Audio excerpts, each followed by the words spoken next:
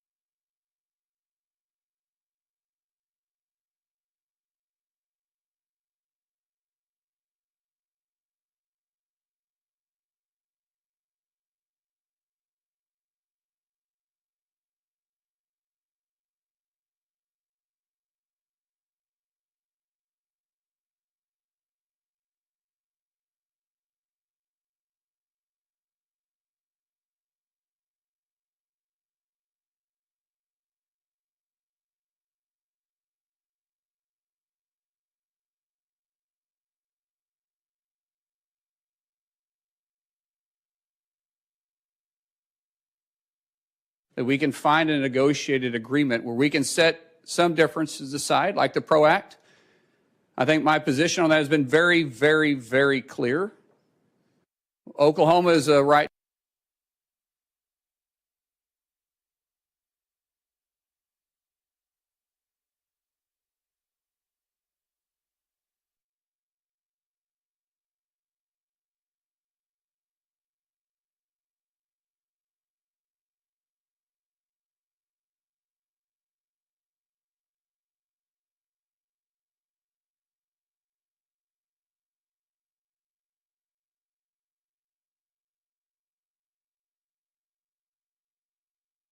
That's representing the Republican Party, but also won the popular vote.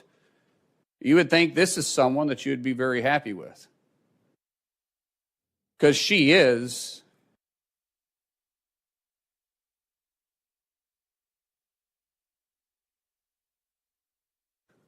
And if I can move, and if Sean and I can move and come together on this, then that, if nothing else, should set some type of an example.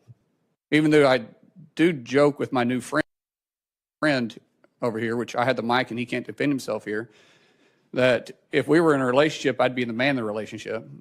He adamantly denies that. But clear, and I wanted to say that from my heart.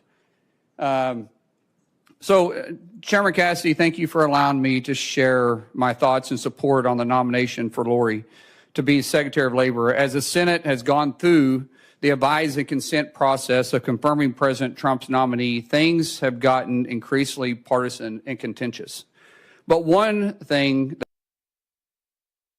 takes both sides to be in a boat rowing together in the same direction to be successful. I'm only moderately successful because I have the fortunate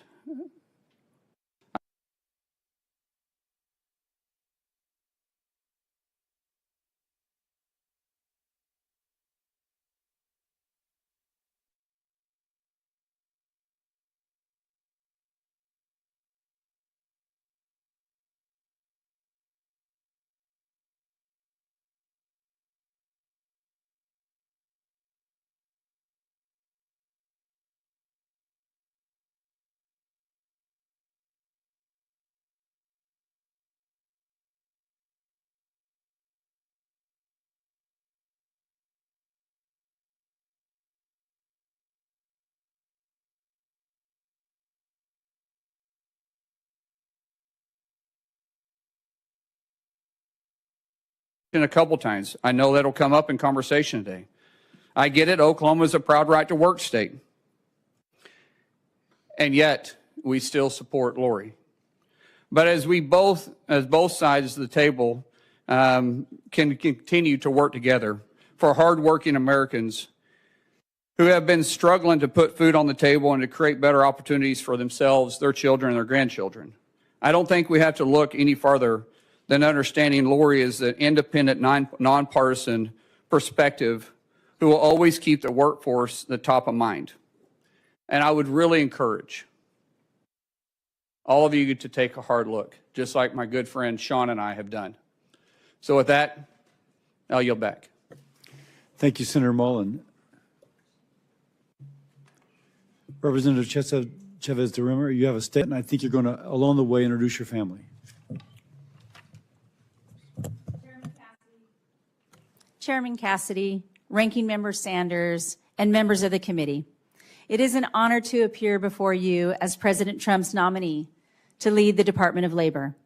My discussions with many of you have been insightful and inspiring, reinforcing my commitment to serve our nation's workforce.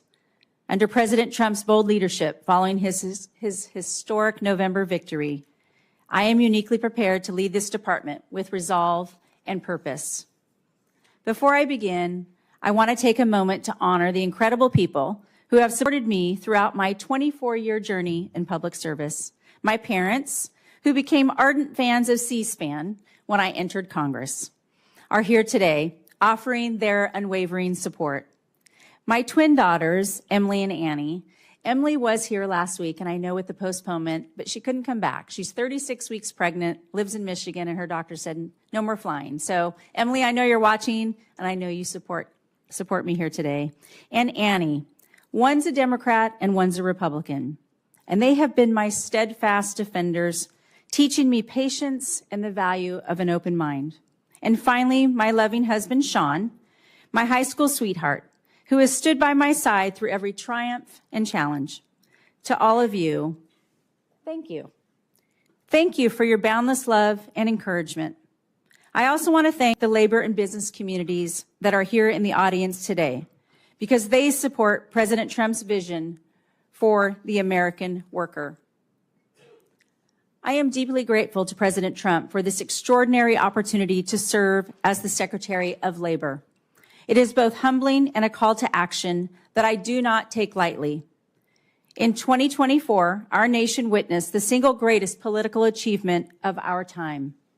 President Trump has united a new coalition of working-class Americans like never before, with 59.6% of Teamsters backing him, historic support from African American and Latino voters, and record-breaking turnout in once solid blue cities and states. Americans are speaking loud and clear. They are calling for action, progress, and leadership that puts the American worker first. Like many Americans, my journey is rooted in my values instilled by my father and mother. My father, a proud Teamster who worked tirelessly for over 30 years. The fair pay and benefits he received ensured our family's stability and security. From his example, I learned the transformative power of hard work and determination, propelling me to become the first in my family to graduate from college with a degree in business administration. Later, after supporting my husband through medical school, we built our own small business. For 2 decades, we successfully navigated the challenges faced by employers, from complex labor regulations to workforce shortages and rising costs. These experiences have given me invaluable insights into the struggles and triumphs of American business owners.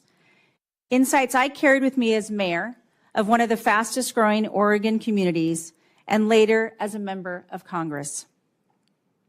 In every role, my priority has been clear: to fight for the American worker and the business that drive our economy. Our current economic landscape has changed dramatically since my father worked in a creamery, demanding bold action and real change. In the last 4 years, prices have risen, wages have fallen, and 78% of Americans do not feel confident that their children will lead better lives. We have also seen major companies like Hino Motors, General Motors, Ford, and Stellantis have accelerated layoffs at facilities across the country. To rebuild confidence and strengthen our workforce, we must invest in educational pathways beyond the traditional 4-year degree, ensuring that every American worker has access to the skills and training for long-term success. Part of that effort requires honest discussion about our labor policies. I know there has been a lot of conversation about my support of the PRO Act. Like President Trump, I believe our labor laws need to be updated and modernized to reflect today's workforce and the business environment. As a member of Congress, the PRO Act was the bill to have those conversations. Conversations that matter deeply to the people of Oregon's 5th Congressional District. I recognize that that bill was imperfect, and I also recognize that I am no longer representing Oregon as a lawmaker. If confirmed, my job will be to implement President Trump's policy vision, and my guiding principle will be President Trump's guiding principle, ensuring a level playing field for businesses, unions, and most importantly, the American worker. I also know that we will not always agree, but I promise there will never be surprises. My door will always be open, and I will never put my thumb on the scale. That commitment extends to the work ahead of the Department of Labor, which stands at a crossroads with a vital role in shaping a strong and resilient economy. As we confront these challenges, I know that everyone in this room shares the same goal: an economy where every American has the opportunity to thrive through good wages, safe working conditions, and a secure retirement. My record of collaboration demonstrates a shared belief that under President Trump's leadership, we can deliver real solutions.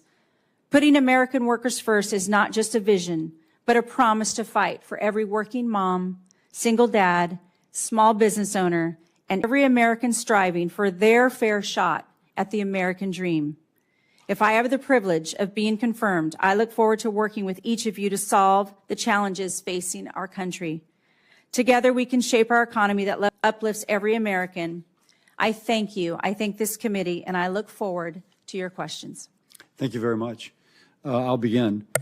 First question: the Protecting the Right to Organize Act, or the PRO Act, is a significant and controversial piece of legislation Democrats have championed for years. And it's not pro-worker, it's pro-big union. To my mind, being pro-worker means defending the right of all workers, including those who decide they don't want to join a union. Now, you co-sponsored the PRO Act as a member of Congress. Yes or no, do you still support the PRO Act?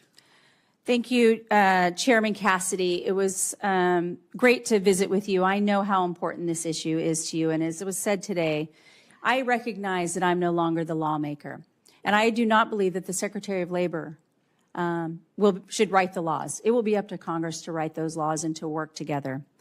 What I believe is that the American worker deserves to be paid attention to. That was President Trump and I's conversation in supporting the American worker, how important that is. I will not be that lawmaker anymore, but I was working for Oregon's 5th Congressional District and representing that. I wanted to be at that table. I never want to be left out of a conversation where we can talk about the American worker and how important that is. And I respect the right of the right to work states, and I have said that. The bill was imperfect. I understand that, and I'm no longer the lawmaker. Okay. Now, the PRO Act, just to continue on that, would significantly impact franchisees and small businesses by increasing corporate control of the operations, or at least assuming that there's increased corporate control. This is yet another giveaway to large labor unions. It would make it easier to negotiate, the union to negotiate with large corporations instead of directly with the small business owner who actually employs the worker. So, question, do you believe federal law should prioritize policies that help small businesses thrive rather than imposing new regulatory hurdles which could hinder their success? Senator, it's important for recognizing that the president's goal is to uplift all business owners and uplift all American workers. Understanding the franchise business model is important to the American workforce. I supported the overturning of the NLRB rule on joint employer to support the franchise business model and supported the president in this. And I align that this is important to grow this economy and recognize the flexibility in people choosing where they want to do business. So by that, am I to take that you would commit to reexamining DOL's joint employer guidance to provide small businesses with a clear roadmap on the issue? Thank you, Senator. Certainly, if confirmed, I'll be looking at all regulations and determining and looking at all of these rules and regulations, and specifically that one. And I think the small employer wants that clear roadmap. Yes, absolutely. Okay. Next question. Approximately 27 million workers work as independent contractors, including working moms, caregivers, self-employed business owners. Now, for many, the flexibility of independent work is essential to balancing personal responsibilities and earning a living for their family. I will point out that the PRO Act tried to impose a one-size-fits-all rule, which, as was done in California, disrupted livelihoods instead of helping workers. So question, if confirmed as Secretary, will you commit to refrain from implementing any rules stripping independent contractors of flexibility they need to provide for their families and to simultaneously contribute to the American economy? Thank you, Senator. Certainly, we'll commit to understanding this. I know the president in the first administration set out that rule, and the parameters is very important to him on the flexibility of who is an independent contractor and who is an employee, and that they're properly classified. But I commit to working with you on supporting independent contractors through this process, because that flexibility is what needed. I understand, as you're mentioning in the PRO Act, but again, as I mentioned, that bill wasn't perfect, and these are those conversations that needed to be had. And supporting that independent contractor is key to growing this economy. Now, supporting that independent contractor, and something I'm very interested in, is how do we provide the independent contractor with more affordable health and retirement benefits without losing that work flexibility? If you will, the employer, the person contracting with them, not an employer, would nonetheless be able to give them access to such benefits. I'm asking you if you will work with me and with our committee on legislation to make sure that the independent worker and the small business are able to get the affordable benefits available to ordinary employees at larger companies. Yes, sir. I will commit to working with you wholeheartedly on this issue. With that, I will yield to Chairman Sanders, to the ranking member Sanders. I'll take the chairman. Thank you, Chairman. Thank you, Senator Cassidy.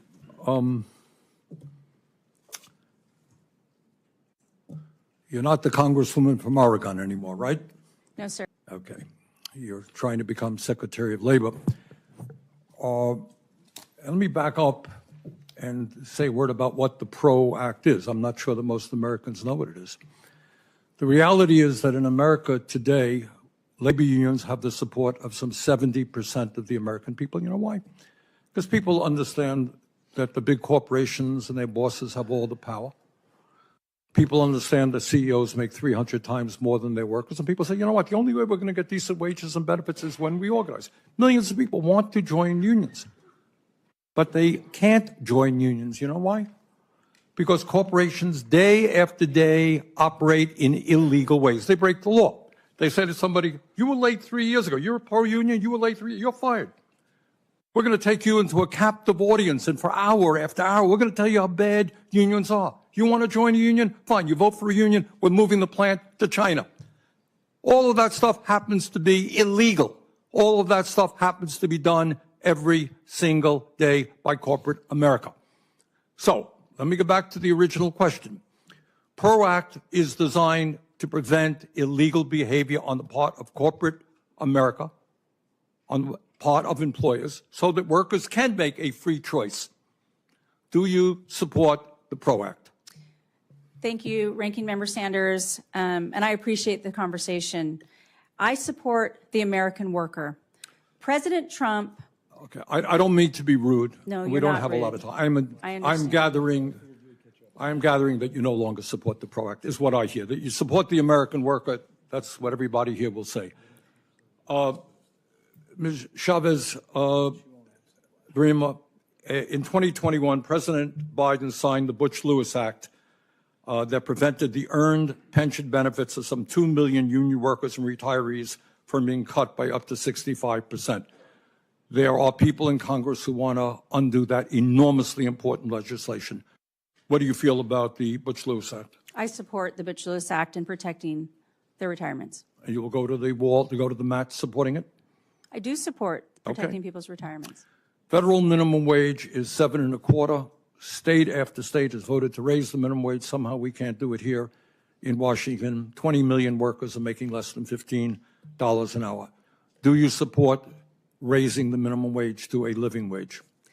Ranking Member Sanders, you know that that is an issue for Congress to determine and raising the minimum wage. As the Secretary of Labor, I cannot weigh in on that. That's determined by Congress. If they want to that, I will fully and fairly enforce the law as a Labor Secretary, if you all so choose, and give you whatever data possible to make that decision as members of Congress. Well, I understand that Congress makes the law, but you have an opinion, and you will be the leading advocate for workers if you are confirmed.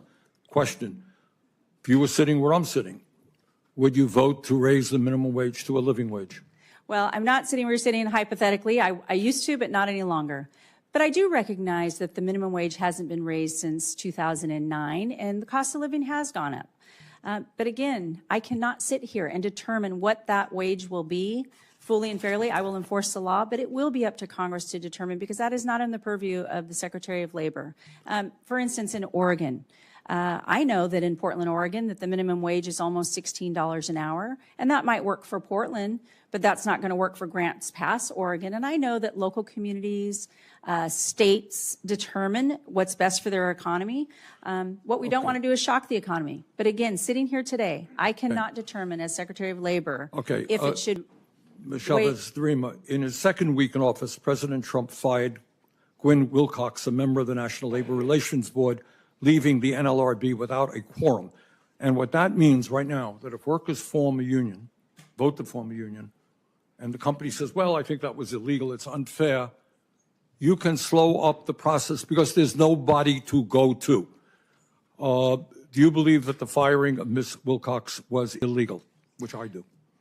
President Trump has a right to exercise his executive power, how he sees in consultation with. Are you concerned that we team. do not have a functioning NLRB right now? The NLRB is separate from the Department of Labor, but I do believe that the function of the NLRB is important, and I will always take that into consideration doing my job. Are you concerned that we do not have a functioning NLRB now? Well, again, I have not been read in with President Trump, but he has a right to exercise his executive power, and I do believe the NLRB has an important role, independent of the Department of Labor, and I respect their position as an independent agency. Thank you. Senator Paul. Welcome. I Thank enjoyed our you. meeting in our office, and I know you're aware of this, but about half the country has right to work laws. 26 states have them. When you compare right-to-work states with non-right-to-work states, you see that the right-to-work states have double the employment growth. If you look at manufacturing jobs, they have 5 times the manufacturing job growth. If you look at disposable income in the right-to-work states, about $3,000 more per individual for disposable income in the right-to-work states. The PRO Act wasn't just about organizing or enabling unions to organize, which they already have the right to do. The PRO Act was about overturning right-to-work laws in 26 states, half of the country. Most of these states would argue that this was be a horrendous invasion of their prerogatives. The chairman asked you, and then the ranking member asked you, do you still support the PRO Act? The reason we want to know is this is a tremendous sort of invasion of the states' rights to decide these. This would be overturning the right-to-work laws in half of the country. Do you still support the PRO Act, or don't you support the PRO Act? Thank you, Senator Paul, and I appreciated our meeting as well. I thought it was quite what you shared with me is how important it is to you and your state, and I heard that from many members. The right to work is a fundamental tenet of labor laws, where states have a right to choose if they want to be a right to work state, and that should be protected. PRO Act would have overturned that. Yes, thank you, Senator. I signed on to the PRO Act because I was representing Oregon's 5th District, but I also signed on to the PRO Act because I wanted to be at that table and have those conversations. But I fully, fairly, and supports to want to protect their right to work. I have said that to every senator that I have visited. So you with. no longer support the aspect of the PRO Act that would have overturned state right-to-work laws? Yeah, there were so many parts. That's a yes? Yes. Yes, sir. No more questions. Thank you, Senator. With that, I go to Senator Murray. Thank you, Mr. Chairman. Congresswoman Chavez-DeRemer, welcome. Thank you, Senator. The Trump administration is flagrantly violating the bipartisan agreements in our appropriations law by refusing to spend money that Congress in a bipartisan manner has passed for the American people. I've been hearing about it in my home state of Washington. I heard from an organization in Edmonds about whether or not it'll now be able to provide support for our veterans who are seeking educational and employment opportunities as they transition to civilian life. I heard from a workforce training program that operates statewide about whether they'll now be able to continue to pair workers with employers in the grocery industry. You should know that the chaos surrounding these funding freezes is causing real damage to people's lives. So I want to know, will you commit to following appropriations laws and the Impoundment Control Act? Yeah, thank you, Senator. I know we talked about this in your office as ranking member of appropriations, and I do respect the Appropriations Committee. As a former member of Congress, I think everyone in this room who's ever sat behind that dais can understand that. Again, the President of the United States has the power to determine what he's going to do through his executive power. I am not been confirmed. I have not been read into all that. I'm asking you, will you follow the law? I will always follow the law and the Constitution. There is an Impoundment Control Act. Will you follow that law? I will follow the law and the Constitution. If you receive a directive to violate appropriations laws and withhold funding for workers, what will you do? I do not believe the President is going to ask me to break the law, 100%. But we have seen that across the board since he was put into office, where he is violating that law. So you will likely be asked, what will you do? Well, it's a hypothetical. I have not talked to the President on this issue, and I do not believe— So you won't commit to following the law if the President tells you to violate it? I will commit to following the law, and I do not believe the President would ever ask me to break the law. Well, okay. Last week, Elon Musk's Doge team came to the Department of Labor and got access to the department's sensitive information system. Musk's companies have, as you must know, been repeatedly accused of violating labor laws, including workplace safety laws, discrimination laws, and wage and hour laws. In fact, OSHA has investigated Tesla and SpaceX. Now Elon can access those investigations about his companies because he's gone in and gotten those records. He can also access sensitive market-moving data created by the Bureau of Labor Statistics.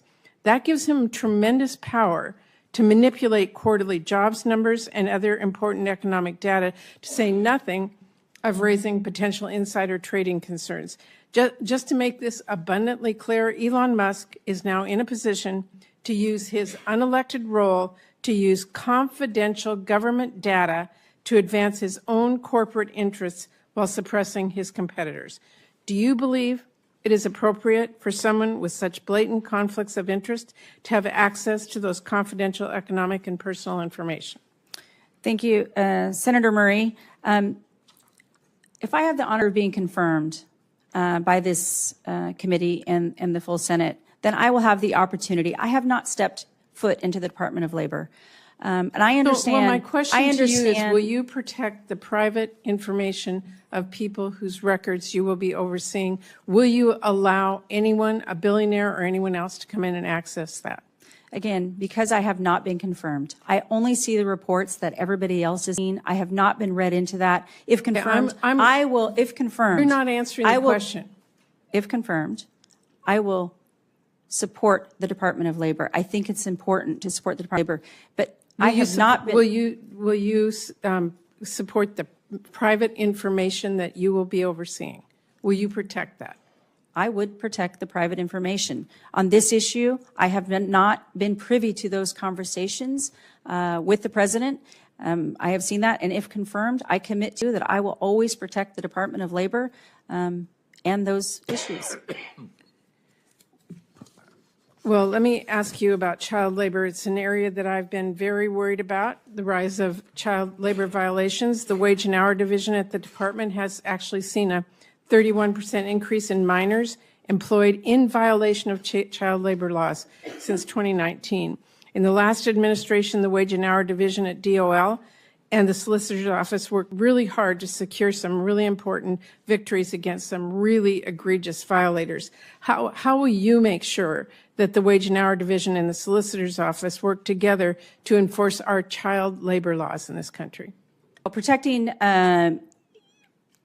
child labor is abhorrent, and nobody should stand for child labor exploitation. I will do everything in my power within the Department of Labor to double down on the safety of all American workers that are exploited, but especially child labor. And I would love to work with your office on, if this is an important issue, it should be important to everybody, to making sure that we protect against any child labor exploitation.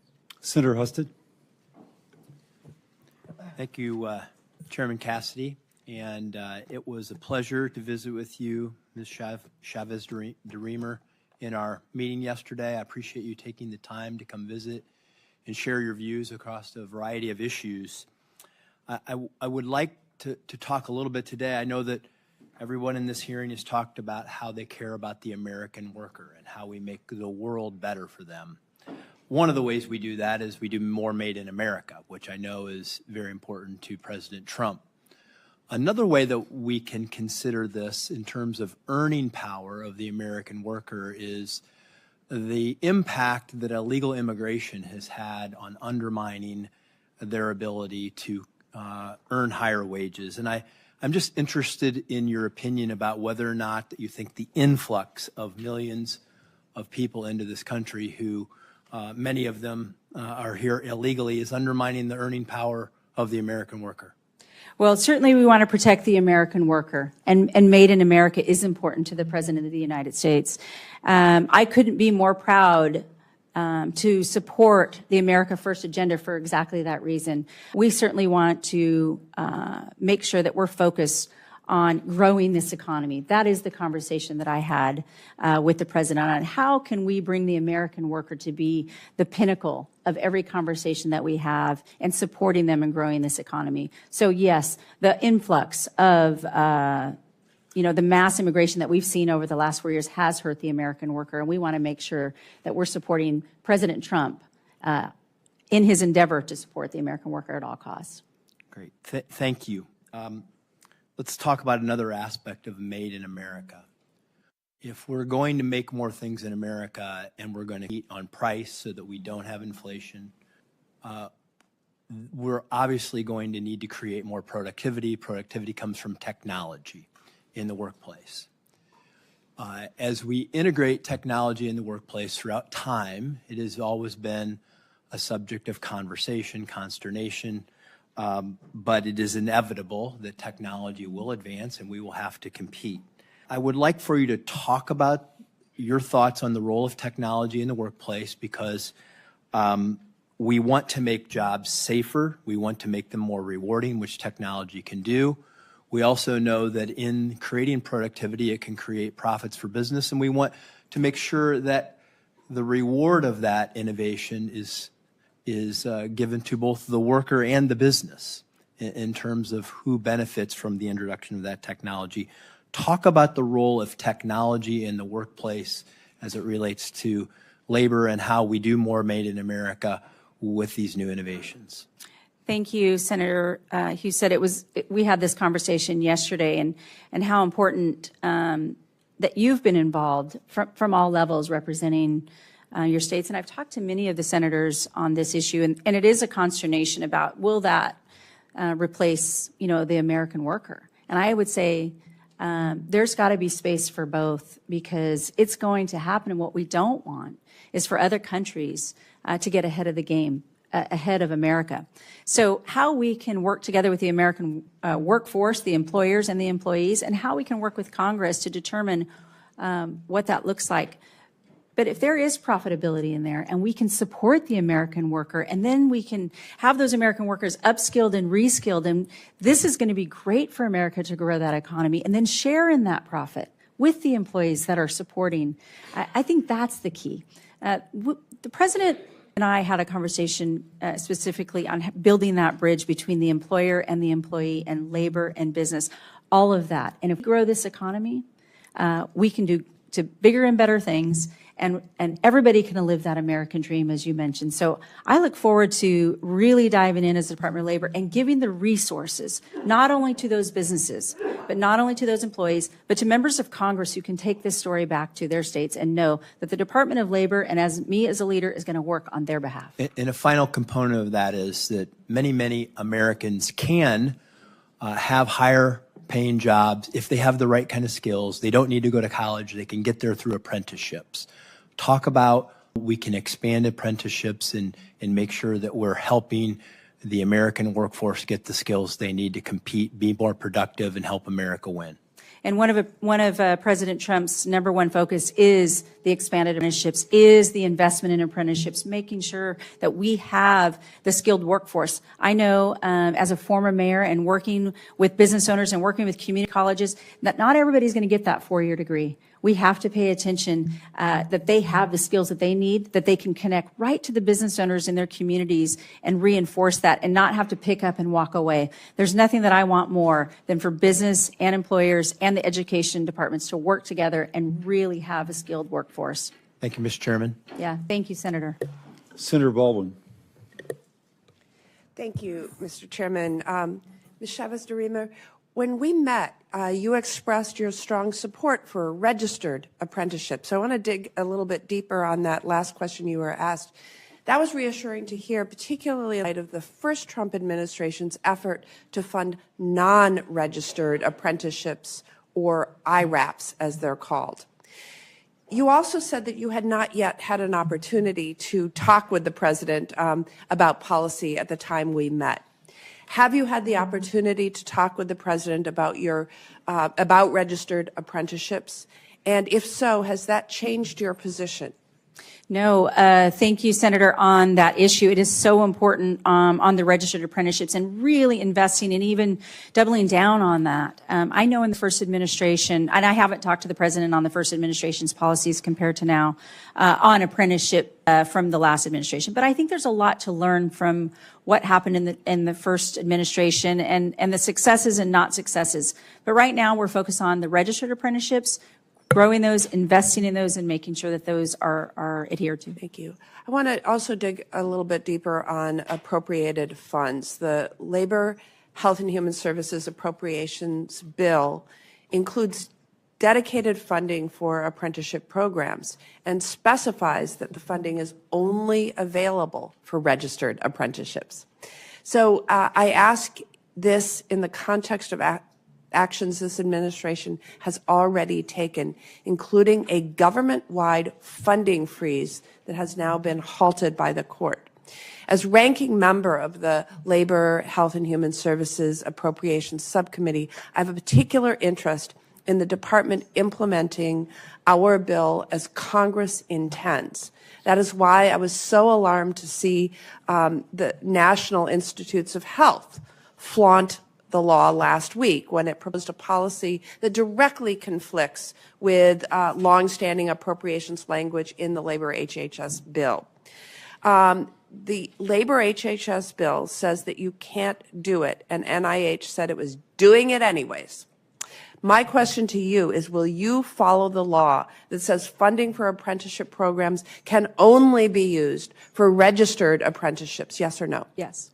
More broadly, do you commit to spending funding as Congress appropriates it?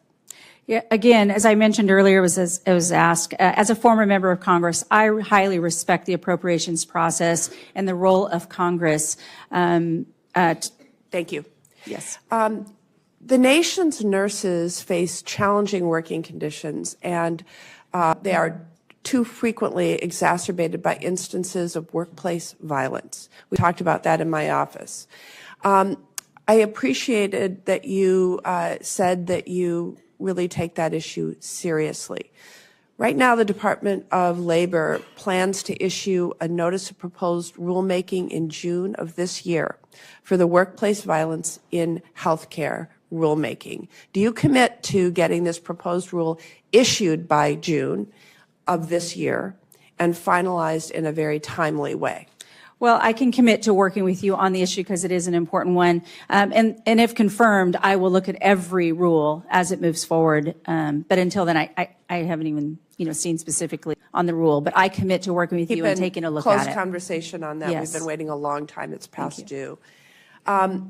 Your opening statement mentioned putting workers first. You've repeated that a number of times. So I hope to have your commitment to aggressively pursue enforcement against employers that deny workers the wages they've earned or fail to provide safe working conditions. The Department of Labor plays a critical role in protecting workers' rights, including ensuring workers get the back pay they are owed, investigations into allegations of child labor law violations. If confirmed, I look forward to working with you to make sure that the department has the resources to do this important work. Can you commit to me that this important work will continue under the Department of Labor, at the Department of Labor under your leadership, yes or no? Yes. Can you confirm that information under the Department of Labor's Wage and Hour Division on their website will remain up to date, publicly accessible, and comprehensive like it is today? Yes or no? Again, I have not been at the Department of Labor. I have not, but I look forward to working with the agency heads and making sure that people have the information that they need. All right, one last question. The Women in Apprenticeship and Non-Traditional Occupations Grant Program. Senator Baldwin, time's expired. All right, I will submit that for. Thank you, Senator. Senator Banks. Thank you, Mr. Chairman. Ms. Chavez-DeRemer, we served together in the House and worked together on the House Education and Workforce Committee, where you were a leader. You worked on many of the very issues that you are testifying about today. You are enormously qualified for this position, and I'm proud to support you. But can you explain to us for a moment what it means to you to put American workers first in this golden age of America's economy? Thank you, Senator. Well, it's important to me, as was mentioned, the American worker.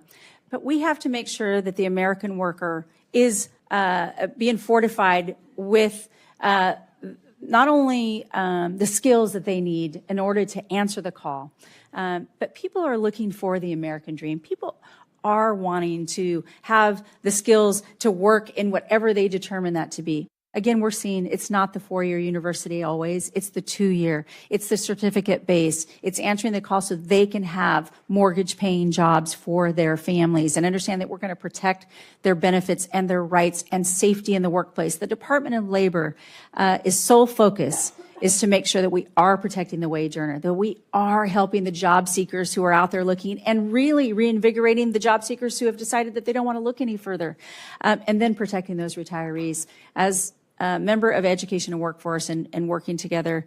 Workforce investment, workforce development, I think is going to be key for all of our respective states. This shouldn't be a party issue. I've said this over and over again. That's why I've always worked across the aisle, because the American worker, we don't know what their party is, but we know that it matters to them to protect their families. I know how important my family's jobs were for us growing up, and I know how important it was for my husband and I to build that business for our children and soon to be grandchild. So I look forward to continuing down that road and always keeping that American worker at the pinnacle. And President Trump has said the same thing, and we align on this issue. The American worker, this new coalition, this new direction is where we're headed in this country. Very, very well put. I know you know this. Indiana is the top manufacturing state in the country. Yet the China shock wiped out 5 million manufacturing jobs in this country. And yet the federal government programs that were built to help those people who lost their jobs, way too many of them were left behind and didn't get a job as good as the manufacturing job that they had before because of the efforts of China to wipe out so many of those jobs in our country. How can we better serve those people? How do we get those people back on their feet and help them find meaningful, good-paying jobs like the one that they had before that was taken away by our biggest enemy, China? That's right. Well, again, it's that workforce investment, that workforce development. Oftentimes, as a former mayor, if we don't go out and talk to the business community, if we don't go out and talk to those employers about what they're seeking and how they can find those jobs, we have to make sure that we are the leaders in this nation and in the world, not China and not any other country. President Trump, the golden age that you mentioned, this has been first and foremost the America First agenda, and workforce development and protecting the American worker and have them the ability to earn those wages and live the American dream is number one in the America First agenda. That to me is telling why this coalition, this new direction of bringing labor and business and support is to uplift all Americans. And this is first and foremost on the president's mind. Back in November, when President Biden was still in office, his Labor Department reported a 31% increase over the last 5 years of illegal child labor in America, a direct result of open borders. And I wonder, have you thought about what the Labor Department or President Trump and your leadership can do to save those kids who are in our country being illegally exploited for work in America? Well, I have not had a conversation specific to that topic, but I know how important it is to protect well, first of all, children who have no fault of their own are being exploited. We never want to exploit our children. Again, as I mentioned, it's abhorrent that we would ever in this country choose to do so. So we will make sure that our workers are safe. We will make sure that our children are safe, and that we will make sure that we are heading in the right direction to protect our businesses and protect our workers and never exploit our children. We'll double down at the Department of Labor if there's any bad actors doing so. The Labor Department is responsible for combating human trafficking That's and right. forced labor under the Fair Labor Standards Act, and the Biden administration completely ignored these kids that came into that were brought here illegally and being exploited. And I know that's something that you'll take very seriously and work on. I look forward to working with you. Absolutely. Thank you, Senator. I yield back.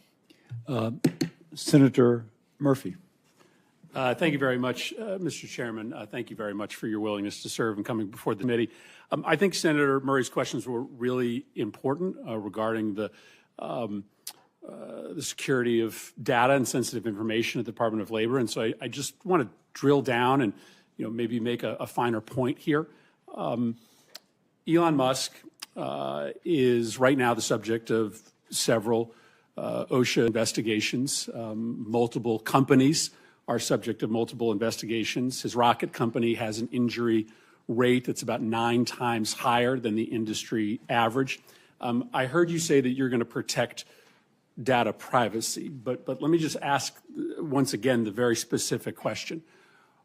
Will you commit to denying access to Elon Musk or any of his representatives to information about labor violations at OSHA or any other information about labor violation investigations at the Department of Labor?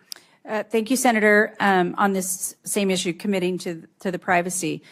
Again, I know that for most listening to this, it seems as though when we're trying to answer these questions, but I have not been in these conversations, as I'm not confirmed. I only see what has happened possibly on the news and so forth. The president has the executive power to have his coalition of advisors and determine what's best for the American people. He made a promise to the American people that he was going to do these things and check into what is happening. Other than that, I have not been read in on any of this. And if confirmed, I commit to taking a deeper look and working with your office and any other office on this issue.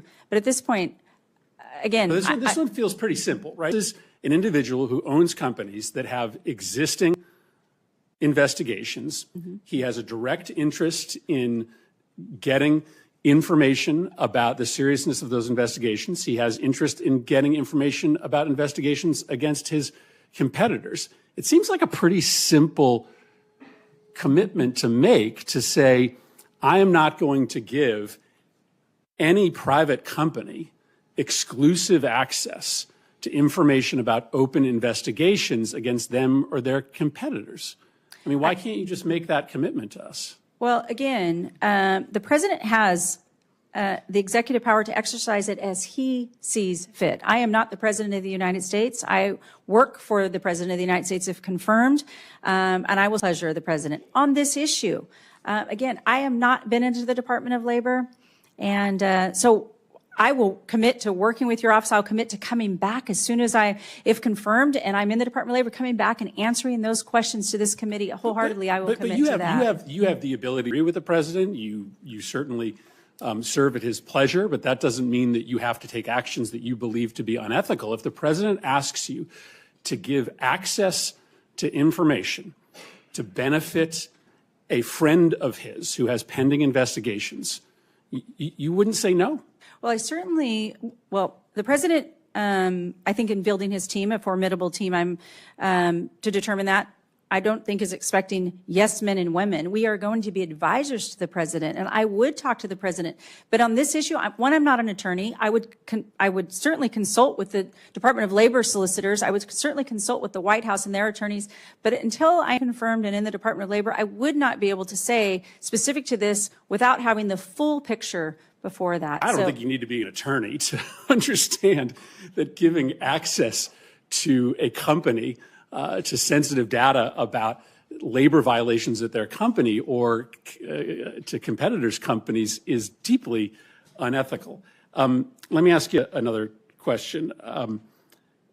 Both SpaceX and Amazon have filed suits against the NLRB, testing its constitutionality. It's a pretty extreme argument saying that the NLRB is actually unconstitutional. I know you were asked earlier about the firing of one of the members. Do you believe that the NLRB is constitutional? I believe the NLRB definitely has its authority, and I respect that authority. I know you mentioned, or I mentioned, that I'm not an attorney. That being said, it looks like the courts are dealing with that. But what I respect is the fact that it is separate, independent agency, and I think it has a role to play, and I respect that. And as the Department of Labor Secretary, if confirmed, I will take that very seriously. But do you believe that it's constitutional? Yeah, I believe that you can answer that question real fast. Yeah, thank you. I definitely believe that the NLRB is an important agency, independent. And I will work with the NLRB as we, have very different jurisdictions, but we often overlap. And so I think it's important to recognize that it is an important agency, independent, and so forth. Senator Moody. Yeah. Thank you, Chairman Cassidy. Hello, congratulations on your nomination. Thanks for being with us today. Yeah, thank you. I wanted to follow up on something my colleague, Senator Banks, brought up, and you mentioned that you had not had a conversation about this, but I'm hopeful that you have paid attention to what's been going on and studied what's been happening to so many children throughout our nation, especially over the last 4 years. It is common knowledge now, it is not political opinion, that under the Biden administration, hundreds of thousands of minor children flooded into our country. Many were forced into labor trafficking, working many hours a day, even undercutting American wages, but to the detriment of many of these children. Some were injured, some died. It was heartbreaking. As a mother of a child that is around the same age that some of these children were forced into this labor, I find it appalling that more people were not speaking out about this, and certainly unacceptable that we had an administration that was not talking about this every single day when these horrors were taking place in our own country. Florida was so upset about it, we kept asking routinely for more information from the administration so that we could monitor what children were in our state and care for them and account for them. We even launched a grand jury investigation. I just wanted to quote for you what that grand jury found. And again, this is community members, not politically driven. The Biden administration forced migration, sale, and abuse of foreign children. This process exposed children to horrifying health conditions, constant criminal threat, and sex trafficking, robbery, rape, and other experiences not done justice by mere words. And the challenging part here is, as we've uncovered more and more instances of this, it appeared that the Department of Labor was not engaging and expecting the same type of transparency that many of the states were, even though the Department of Labor had the responsibility and authority to enforce some of this stuff. And when we tried to get Biden administration representatives to come and testify and give us information and provide documents, we were repeatedly obstructed from doing that. And in fact, they responded to one of our requests that they show up by saying the state had failed to show how it was in the interest of the agency, when all we were seeking to do was to fight in the interests of the tens of thousands of lost children. And so I will ask you, if you are given this enormous responsibility, do you commit to doing everything in your power to enforcing the child labor laws and working with the states that so desperately want to protect the children in their states, that believe they have the responsibility and the ability to do that? 100%, Senator. As I mentioned, what has happened over the last 4 years has been horrendous. It is not something the United States should stand for. And again, it is not a political issue. This is protecting children. And we should not ever allow that to happen in this country. And I 100% commit to you that I will work with you, your office, and any other office in order to protect those children and understand that we should never accept this in the United States. There was some words recently promoted in a memo by President Trump and his administration, radical transparency. And I think that is essential in moving forward from these agencies so that the people understand what is taking place in their country under their noses, because we know any power that rests in this government rests with the consent of the governed. And I think as we are waking up to what has been happening, many are saying we never gave that consent. And we as a Congress need to hold the agencies accountable to that. I want to now direct your attention to right-to-work laws in states that have chosen to pass right-to-work laws, like the state of Florida. We passed legislation to ensure that, for example, dues could not be forced out of people's paychecks. That was very important within our state. And when the Department of Labor saw that under the last administration, they sought to threat to withhold funding from the state of Florida when we promoted our own policies to ensure reasonable collective bargaining and right-to-work laws. We brought suit. I fought that in court. That is still pending. It is on appeal right now. Do I have your word that you will get that, dig in on that, determine if those threats were indeed justified, and if not, work with the state of Florida to resolve that? Yes. While it is in litigation, I can't comment on the actual litigation. I do look forward, if confirmed, to working with your office and taking a hard look at that and respecting what the state of Florida is doing with their right-to-work laws. And put simply, do you respect the ability of the states to enact policy in the benefit of our own states? Yes. Thank you, and thank you to Representative Chavez-DeRemer for the good discussion we had about a month ago. You said you respect the National Labor Relations Board and want to work together with it, though they are independent. The National Labor Relations Board was created by statute, and it's the law of the land, correct? Yes, sir. And it was created pursuant to the National Labor Relations Act, which was also a statute and is the law of the land, correct? Yes, sir. Currently, the NLRB lacks a quorum because of actions of President Trump. The legality of his removal of an NLRB member is being contested in court, but the NLRB should have a quorum, shouldn't it? Well, in order to do business, I suppose, yes. No, They have to have a but so quorum. that your opinion is a president of either party or a Congress of either party should assure that the National Labor Relations Board has a quorum, correct? Yes. Because in the absence of a quorum, it can't do its job, correct? That would be on its face, yes. The Equal Employment Opportunity Commission, do you believe in the notion that workers should have equal opportunities? I'm sorry, could you repeat that? Do you believe in the notion that workers should have equal employment opportunities? Absolutely. The EEOC is an independent agency, but it deals with workers, and you've said you want to put workers first. The EEOC right now lacks a quorum. The EEOC was created by statute, and it's the law of the land, correct? Yes. Have you ever taken the position as a congresswoman that either the NLRB or the EEOC should be defunded or eliminated? No, not that I recall. So since the EEOC is the law of the land and it's important that workers have equal employment opportunities, the EEOC should have a quorum to operate, correct? Yes. Because of actions of the president, the EEOC currently has no quorum and cannot operate to protect equal employment opportunities. But you would agree with me, similar to the discussion we had about the NLRB, that it being the law of the land, any president of either party and any Congress of either party should ensure that the EEOC has a quorum so it can protect workers, correct? Yes. The Department of Labor has some specific programs designed to benefit veterans. There's a couple of programs within the DOL focused on veterans' employment needs. Should you be confirmed, would you take those obligations to watch out for American veterans seriously? Absolutely. If you became aware that an employer, a major employer, was taking actions that disproportionately negatively affected veterans, would that concern you? Yes. The mass firing that President Trump is doing within the federal government right now is hitting veterans very, very hard. The civilian workforce is about 3% veteran. The federal workforce is 30% veteran. And veteran workers are also disproportionately probationary employees.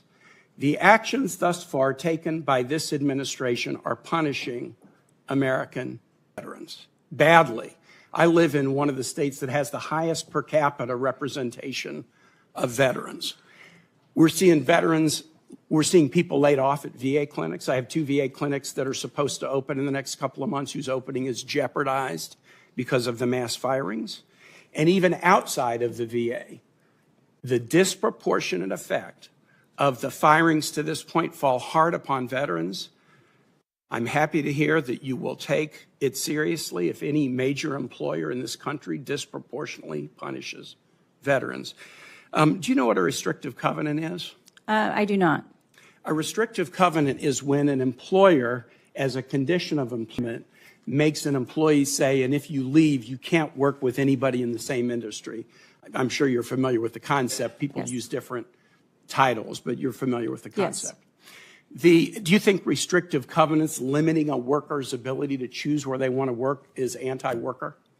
Well, I'm assuming you're probably also naming those as the non-competes. Yeah. Is that what you're referring to? Yeah.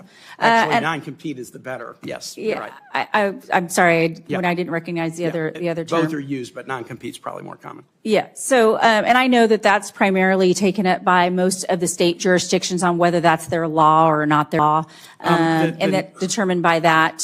So I think it's dependent on what the state's laws are and how they focus and implement But those. if you want to put workers first, restricting their ability to find a job after they leave one employer, that's not putting workers first. It restrains workers. The reason I ask is that in the absence of quorum at the NLRB General Counsel has just issued a memo rescinding a previous order of the Biden administration protecting workers. Put workers first. Thank you, Senator. I yield. Thank you, Senator. Senator Collins. Thank you. Ms. Chavez-DeRemer, a major provision of the PRO Act, which you co-sponsored, would eliminate secret elections when workers vote on whether or not to organize. The secret ballot obviously helps to protect workers from intimidation, pressure, and retaliation. Do you continue to support the elimination of secret ballots in union elections? I do not support that portion. That's an important, supporting the secret ballot is key, not only to protect the employee from maybe a bad union, but also a bad worker. So I think it's good to have that democracy in keeping those ballots protected, the secret ballot. Let me turn to a different issue. In the last administration, OSHA published a proposed rule that would affect our firefighters and our fire departments. I've heard directly from many volunteer and rural firefighters from the state of Maine who have concerns about the high compliance costs and what they view as totally impractical training requirements that this rule would impose. Some of the larger departments could accommodate these changes, but the majority of the fire departments in Maine are not large. They're serving small rural communities. OSHA itself has estimated that the nationwide compliance costs could exceed $100 million per year for volunteer fire departments alone. And so the result is going to be closed departments, a reduced firefighter workforce, and harming public safety in small rural communities. Although there may be some benefits to take a look at the old standards and see if they are updated, what OSHA has published would be extremely harmful and actually decrease public safety in rural America.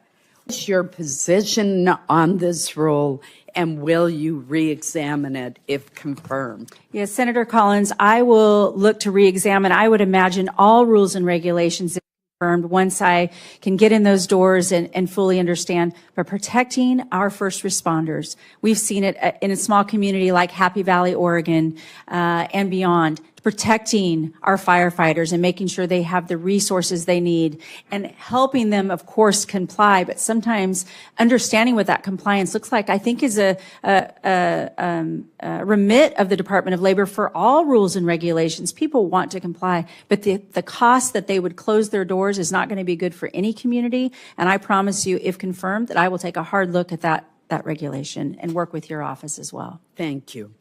Last year, the state of Maine had 15 million tourists.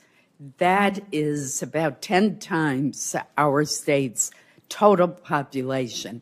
So it's not surprising that those who are in the hospitality industry, despite every effort, cannot come up with a sufficient number of employees to serve the flood of tourists, which we are very happy to welcome to the great state of Maine. So we rely heavily on seasonal worker visas, known as H-2B visas, to help fill that workforce gap. Can you commit to making available the maximum amount of H-2B visas that Congress authorizes? There's some discretion on what the number will be, but Congress gives the administration the authority to go to the maximum level. That's right, Senator. I commit to working not only with you all, and this is brought up by many of you in our meetings on how important the H-2A, H-2B, H-1B visas are and the seasonal visas. I will work with the Department of Homeland Security, Secretary Noem, in looking at those caps. And the Department of Labor's role and remit on this is testing the market and understanding who's asking for these permits, and then working with the Department of Homeland and the Department of State to talk about that cap and whether or not Congress wants to enact that. So yes, I commit to working with you and them as well. Senator Hassan. Thank you, Mr. Chair. Good morning still, Congresswoman. It's good to see you, and I appreciated the time we had when we met in my office a little bit ago. I appreciate your willingness to serve and that of your family. I wanted to follow up before turning to a couple of questions I have on a line of questioning we heard from Senator Murray. I take it from her questions and your answers that you have stated that if you are directed by the president to take an action that would break the law, you would follow the law. Absolutely. We'll follow the law and the Constitution. I do not believe the president would ask me to break the law. I understand that as the pat response from nominees. We've seen a lot of evidence that he will in the last 4 weeks. And then I wanted to follow up on Senator Murphy's point about Mr. Musk's access to DOL information. And this is not a question, but I just want you to understand why we are focused on this. Mr. Musk spent $250 million to get Donald Trump elected. And since Inauguration Day, we have found out that the State Department was planning to give Tesla a $400 million contract for armored vehicles. Now we find that Elon Musk has access to the Department of Transportation records and data systems when, in fact, he's being investigated by DOT because of multiple inquiries into the safety of Tesla vehicles and the deaths they may have caused. Then we find out that he's got access to the Department of Labor information. He's got programmers with him when we know that he's being investigated by the Department of Labor. So it seems like Mr. Musk is getting a big payback from Mr. Trump right in the first month of this administration, and that concerns us greatly. Now, I did want to turn to a couple of issues that you and I talked about. We have a shared interest in increasing access to apprenticeship and workforce training, and there's been real bipartisan focus on that. If confirmed, will you expand these programs, and how will you prioritize rural communities in this effort? Because getting apprenticeship programs in rural communities to fit the actual economy and workforce needs in those rural communities is a pretty unique thing, and I'd just like your thoughts on that. Well, thank you, Senator, and I enjoyed our conversation as well. Again, a lot of this information that and experience comes from being a former mayor, and then having the experience as a member of Congress as well to understand how the laws are made. But in the rural areas, oftentimes forgotten. It's a forgotten parts of a lot of our states. One of the things we talked about is the hubs, and I think I talked about that with Senator Hickenlooper as well. And knowing that there are programs that are going to skill the workforce in those rural communities.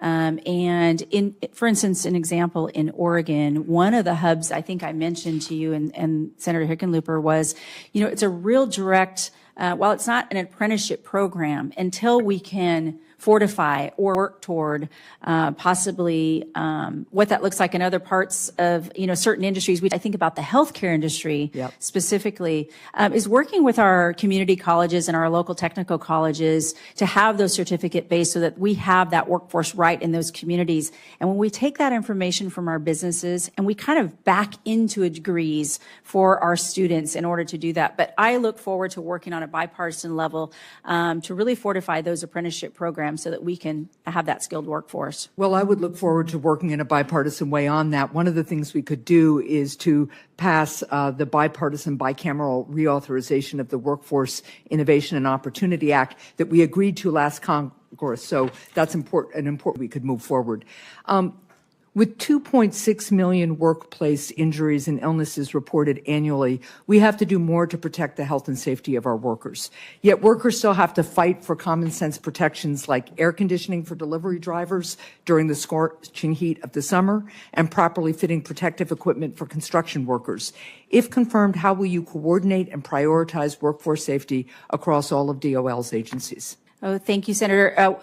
One of, again, the remits for the Department of Labor is to protect the workplace, make sure that they're free of hazard, make sure that we're protecting the American worker. Nobody expects to go to work in the morning and be unsafe or be hurt. So it will be the role to work with the experts in all of the departments across the Department of Labor to make sure that we're honoring the mission of the Department of Labor. And I would appreciate that. I also appreciate the fact that you rightly respected expertise of some of our federal workforce there because they know a lot about workplace safety, and I don't want them to be subject to these mass layoffs we're seeing. I will submit for the record a question about paid leave. We were able to expand it for federal workers under President Trump's first term. I'd appreciate your thoughts on that. Thank you. Thank you, Senator. Thank you, Senator Hessen.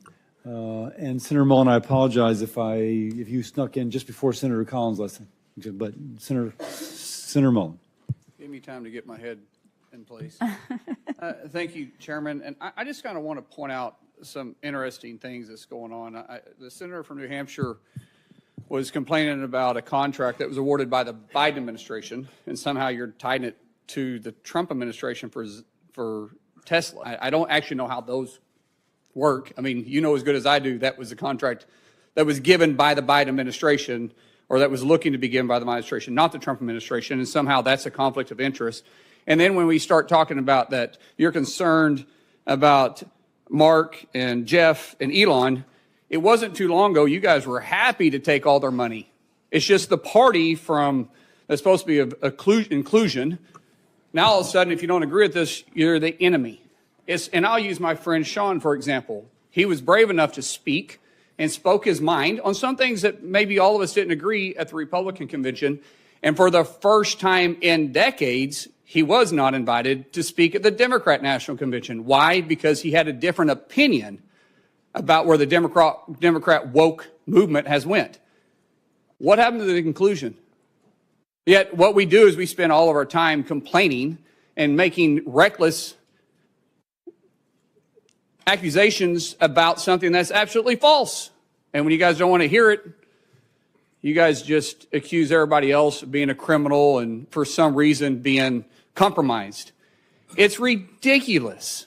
Absolutely ridiculous. It's the same thing we heard in 2017, and yet you guys are just recycling. You guys are doing nothing but trying to stir up your base by fear when it's absolutely 100% wrong and shouldn't even exist. Now, with my rant over, I'd like to turn back to Lori and ask you a question. You know, you're very uniquely positioned. I made that clear when I was introducing you. Coming from a very blue state and being a Republican, that's very heavily union, and you've been backed by the union. You have the support of a new coalition that President Trump has brought together. That's right. What role do you think you play in this new coalition? Thank you, Senator Mullen. For one, thank you again for being here today and introducing me. But on this question, building the bridge, and I think that this is the new direction.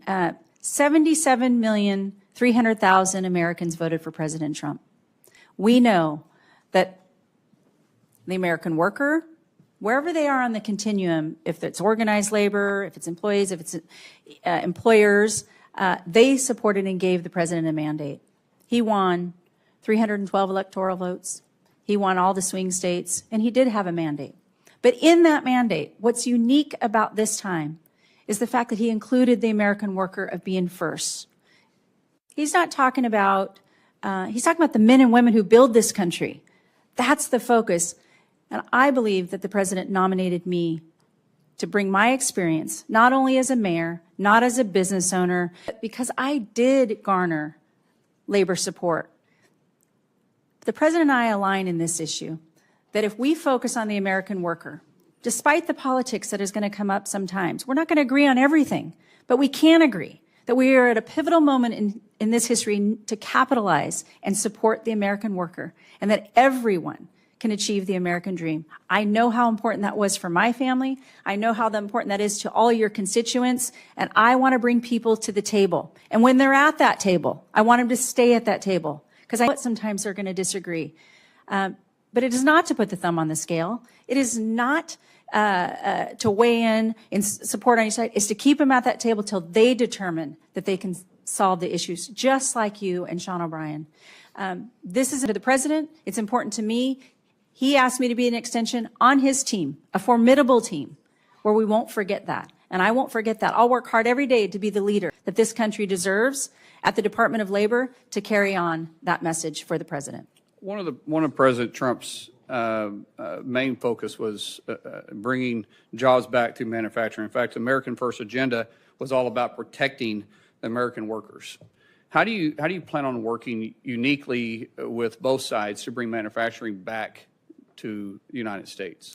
Well, again, thank you for this question, because it is where we have been lacking. We have seen communities be decimated, small rural communities where, Oregon is a timber industry, and they have been decimated over the last 15, 20 years. We have to bring those back so we can build up our communities. I look forward to investing in the workforce. Again, it was mentioned WEO, which is a bipartisan effort. And as a member of Ed and Workforce, I was proud to honor that. And if President Trump wants to bring that forward, I look to working with all of your office for that workforce investments to build up those jobs, to reinvest in those manufacturing jobs. Thank you so much. Thank I you, yield Senator. back. Senator Kim. Thank you, Chairman. Thank you, Congresswoman, for coming on out and talking to us. In your opening statement, your written testimony, you talked about putting American workers first as the priority here, and I appreciate that. I think a lot of us agree with that. I guess I just want to ask you, because you talked about the vision that you have for that should be a vision for our country. So I guess I wanted to ask you to sort of expand on that vision. Is $7.25 an hour, is that enough to live on in America in the year 2025? Thank you, Senator, for the question. I know Ranking Member Sanders asked the same question. I recognize that it hasn't been changed, the minimum wage. I guess I'm just asking you, do you think that's enough for a worker to live on? I'm just trying to get a sense of your vision for what the standard of life for an American worker is. Yeah, well, I mean, again, for every state, for every community, again, I mentioned Oregon. What happens in Portland doesn't happen in Grants Pass. It certainly doesn't happen. I understand that about Oregon. But I guess I would ask you, what is $7.25 an hour? That is what in an annual term? Do you know off the top of your head? Oh, it's not a math question. Yeah. So I'm just trying to get a sense of it. So it's about $15,000 a year. Yeah. So I guess I just want to ask you, do you think that there is a state in this country where someone can live comfortably on their own for $15,000 a year? Well, I don't know if there is, but I would look and work with Congress. This is a congressional issue. I hope I can support you in telling the story of what's happening on the ground. But so that's that you what can I'm just trying to determine- get a sense of from you is what your vision is, because I do want to try to engage and see if we can work on that together. So, for instance, biggest issue I keep hearing about is about affordability of housing and the challenges that people are facing when it comes to that. So again, I'm just trying to get a sense of where you're at on this. Like, do you have a sense of what percentage of someone's salary should go towards housing? Is there an upper limit in your mind of where you'd like to see that? Well, I know oftentimes they talk about, if it's 10%, 20%, but here's my commitment, Senator. My commitment to you is to tell that story. I will come out and visit every state's and understand what's important to them and tell that story not only to the president, but also work with members of Congress. And if you all see fit, I will fully and fairly enforce the minimum wage laws that you all see fit and work together. I know, again, it needs to be a conversation between us here. It's I mean, important. it's not just on us. You're going to be somebody who's supposed to be fighting for the American worker. Is 50% of someone's salary too high in terms of what goes towards housing? Well, again, depending on what the salary is, people can determine that. I mean, if I had to take a guess, you're wanting me to say yes or no.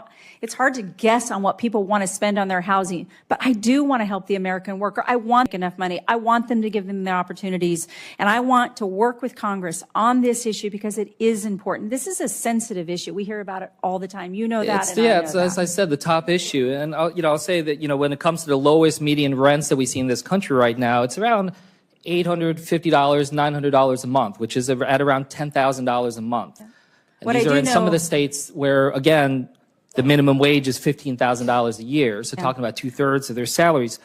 When it comes to paid leave, I mean, I know a colleague of mine was going to raise this. We were able to move forward on government employees. I wanted to just get a sense, do you believe that all American workers are entitled to paid leave? Again, we don't have a federal paid leave. Should we? Well, that again, I know as the I'm Department just of trying to Labor. get a sense of your vision. I get it. You're not a lawmaker anymore, but I'm just trying to get a sense of what you're going to be fighting for. What's your vision for the American worker? Well, my vision for the American worker is to achieve the American dream. I understand that, but is part of the American dream paid leave for all workers? Well, again, I cannot commit to you today that I would say 100% paid leave across the board is something that should be taken up by the federal government, independent of states. State of Oregon, again, they choose to do that respective of their states. I want people to have the opportunities to keep more of their hard-earned dollars. I know the president, again, is in line with the America First agenda to have those freedoms, to keep those hard-earned dollars that they earn, and we want to make the most prosperous opportunities available for them to earn the most based on what they are skilled to do, and offer them the development and the skills that they can to earn that opportunity. I want this more than anything. Yeah, and look, I want it too, and that's why, if confirmed, I want to work with you on this. Absolutely. But I'll just tell you, when I talk to workers back in New Jersey, they say it feels like death from 1,000 cuts right now. There's housing, there's healthcare, there's so many other things. They're working 2 to 3 jobs just to be able to get by. They're not asking for the moon. They're just asking to be able to live a life of dignity and decency. And I hope that we can at least be able to stand up and say that that's what we're going to fight for. I yield back. Thank you, Senator. Senator Kim. Senator Tuberville. Thank you. Good morning. Good morning, Coach. Let's beat a dead horse here. Right to work state, Alabama. My constituents at home want to know that, are you going to try to change our status as right to work? I respect the fact that you are from a right-to-work state, and I respect the fact that you can continue to be a right-to-work state. Thank you. Back when we had the PRO Act, I offered an amendment that would require authorization from employees in order for any kind of dues, fees, or assessments to be used towards a political campaign by the union bosses. It failed. Are you for that? Are you for, how would you handle that?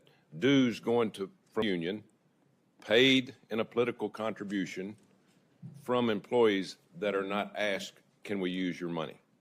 So you're saying they pay their dues, it's used for a political contribution without their knowledge? Right. Yeah, well, again, that's not something that I think they should be aware of where their dues are going. Yeah, okay. Just asking. Yeah. You voted for the PRO Act. I was just asking. I didn't, Senator, if I could correct the record, I did not vote for the PRO Act. I put my name on this. We did not have a vote on the PRO Act, so I just wanted to correct the record on that. All right. We had this conversation a couple of weeks ago. My constituents want to know, you worked in Planned Parenthood years and years ago. You pro-life or pro-choice? I am supportive of the president's agenda. I have a 100% pro-life voting record in Congress, and I will continue to support the America First agenda, which we know includes life. Good answer. All right. Talk to me about legal immigration. In my state, we have the most engineers in the country, in the state of Alabama, because of NASA and defense contractors and all those things.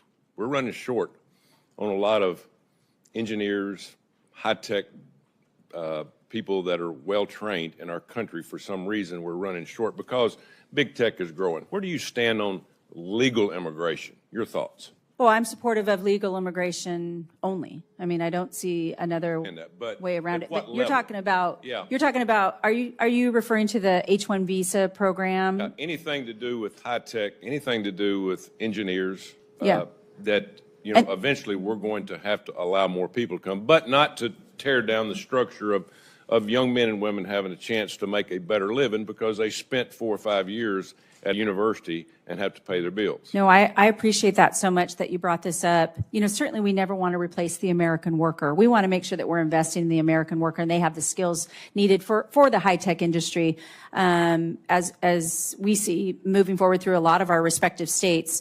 On the visitor's visa, on the H-1B, there's been conversation about in the immediacy. I've heard that from many of the senators. It's about today. What happens today and tomorrow? I commit to you to working, again, with testing the market. That's the Department of Labor's remit. It's to test the market and seeing where we need the guest worker program. Once we've exhausted all other programs and making sure that we're out there, then work with the Department of Homeland and certainly the Department of State on if we have to administer more. But that's going to be certainly, Congress will determine it, and then I'll work with those interagencies as well. And I would love to work with your office on that specifically. Thank you. Thank you.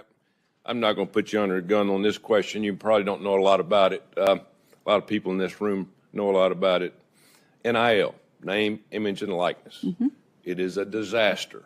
And we're going to have to do something in your tenure to help young men and women understand the situation that we're in, because we're going to start losing Title IX. We got a young man that just signed an $8 million contract, and he's 20 years old, and it's out of control. So the next time you come, hopefully we can have a hearing on what we call name, image, and likeness. I'm all for kids making money, but it is workforce. It needs to be changed. It needs to be regulated to a point where, all men and women, young men and women, can have a chance to make money. So just to bring that to light, but that will be under your purview in the very near future. Thank you, Mr. Chairman. Thank you, Senator. Thank you. And next would be Senator Blunt Rochester. Thank you, Mr. Chairman. And I also want to thank you, Congresswoman Chavez-DeRemer, for the opportunity to meet with you ahead of the hearing. I really felt we had a robust conversation about the workforce and how we move forward as a country, and the fact that working people deserve respect, protection, and fair treatment. I want to start by just acknowledging, I know you are following the reports, the over 10,000 federal employees, civil servants who have been fired in recent weeks, including staff at the FAA, the NIH, HHS, the Department of Education, and more. And to me, beyond the harmful impacts that those individuals are feeling and their families are experiencing, it is having ramifications across the country. Everything from our plane safety to biomedical research to measles outbreaks that I just heard on the news earlier today, to the avian flu. All of this, while the cost of eggs are not going down, people are feeling the impact. I'm also concerned, I shared with you, I had the opportunity to serve in Delaware as Secretary of Labor, and so labor is so important to me, but also State Personnel Director. And just from a workforce planning perspective, a lot of this doesn't even make sense. To get rid of some employees that are protecting our national security, our nuclear safety, all of these things, and our health just doesn't make sense. And then there's going to be the ripple effects of where do these folks who are now unemployed get the resources they need to live and survive? How do they deal with the trauma? There will be ripple impacts. And what you said is you want to help the American worker. And I hope that you will consider these individuals as also American workers. My questions, I wanted to talk a little bit about what we discussed in terms of the future of work, which has been one of my top priorities in preparing folks for the jobs of today, but also the jobs of tomorrow. And in Delaware, we have a robust biotech ecosystem involving workforce-focused partners like the Delaware Bioscience Association and the National Institute for Innovation and Manufacturing Biopharmaceuticals at the University of Delaware, also known as NIMBLE. We also have with our students the Delaware Pathways and vocational technical high schools in Delaware, and 2 labor unions. So far, we know we need more workers to grow our economy. Do you have a plan to prepare workers for careers in emerging industries like biotech and AI? Thank you, Senator. I really did appreciate our meeting as well. I know you have the knowledge from a labor department in Delaware and that you ran that. And I hope we work together and you will share with me some of the tips and tricks of the trade, because I don't need to reinvent the wheel in a lot of places. I just need to make sure that we're respecting and honoring your story as well. And for Delawareans. That's right. But this is important, specific to the skill. And I think what we talked about is even more so than high school. We're talking about junior high. And understanding how important that is for the workforce, that we have to get these young people in early and understanding what they care about, and that we have that workforce. So under the Department of Labor, it is going to be my responsibility to make sure we're investing in that workforce development. I was proud, and I was brought up earlier, to serve on the Ed and Workforce for reauthorizing WIOA. That's, again, a bipartisan. It didn't happen. It didn't go through. And I hope, with all respect and talking to the if it lines, that this is something that if Congress takes it back up, that I can work with you all, not only technically, but to enforcing that and really investing in the workforce specific to high tech, because we know we're going to need those jobs. And so this is an important issue, I would think, to everybody sitting up here that they're a part of the workforce and respective in every state. I know in our conversation we talked about making sure that labor as well as industry are present at the table when we make these big policy decisions, when we do legislation. One of the things that I will be focusing on and introducing legislation on is an accelerator, the Advanced Research Projects Agency of the Department of Labor, ARPA-L. Is similar to what we've done for health with ARPA-H, with defense for DARPA, which gave us groundbreaking technologies like the internet and Siri. And so hope to work with you on these as well. And again, let's make sure we focus on all workers. That includes those folks that are being fired, laid off, and in a lot of trauma. Thank you, and I yield back. Thank you, Senator. Thank you, Senator. Senator Murkowski. Thank you, Mr. Chairman, and welcome to the committee. I enjoyed our conversation. We had a chance to talk a little bit about the Alaska workforce. I'm looking at an article that just came out, and it cites to the Alaska State Department of Labor and Workforce Development, looking at labor statistics or workforce statistics back in 23. We don't have 24's numbers yet. But right now, non-resident workers in our state make up 23.5% of the workforce. That's a lot. It means we get folks that come to us from other states. When you have 82% of your communities that are not connected by road, you can't move as a worker from one village to another village unless you're willing to pay several $100s for each leg of your airplane ticket to get you to another community for work. So we rely on out-of-state workers. In the oil and gas industry, 37.4% of the workers were non-residents. In the mining industry, non-residents accounted for 41.6%. In the seafood processing sector, which is significant, it's one of our largest employment and economic drivers in the state, producing more than $5 billion in economic activity. So this is big for us. But what is even bigger is in 2023, 82.8% of the workers were non-resident. We process our seafood in small coastal communities that, if they have a population at all, it's maybe 500 people that are there. You cannot run a seafood processing industry when you don't have the workers. And so back to the comment that was made earlier about H-2Bs, this is significant for us. Senator Collins asked about your commitment to issue supplemental visas in a timely manner, but also to the maximum extent allowable. You do have that discretion. You've indicated that you're going to work to that. I'm going to ask you to look specifically to the seafood processing sector. Of all the sectors that are out there, and my friend from Virginia knows full well, seafood is more truly seasonal than so many other sectors. But right now, we're competing, if you will, for these H-2Bs with other sectors like landscapers. I checked, you can do landscaping 365 days practically in most parts of the country. The seafood sector in Alaska, you're looking at an industry during the summer, at least when it comes to salmon, where it is literally an 8 to 10 week season. We are the poster child for seasonal workers. I need to know that you will not only support the H-2B visa program, but commit to working with me on legislation to exempt seafood processors from the H-2B visa caps.